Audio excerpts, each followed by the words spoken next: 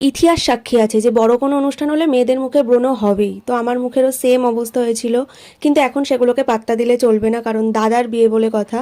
তাই গায়ে হলুদে প্রচণ্ড মজা করে বাড়ি গিয়ে ফাইনালি তাড়াতাড়ি করে রেডি শেডি হয়ে নিয়েছি, কারণ এখন আমরা সবাই মিলে যাব বরযাত্রী।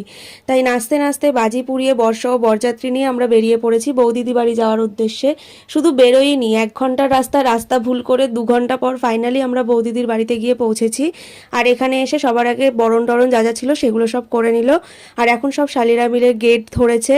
আর এই টাইমে আমরা ওরা যে অ্যামাউন্টটা বলেছিল তার বদলে টাকার যে সেলগুলো হয় না সেইগুলো ফাটিয়েছিলাম, আর বলছিলাম যে তোমরা যে অ্যামাউন্ট বলেছো তার থেকে অনেক বেশি দিয়েছি। তো যাই হোক, এইসব সব কিছু করে মিটমাট করে ফাইনালি আমাদেরকে এন্ট্রি দিয়েছিল। আর এখানে ঢুকেই সবার আগে টিফিন দিয়ে দিয়েছিল, তো সেটা খেতে খেতে এখানে বিয়েও চালু হয়ে গিয়েছে।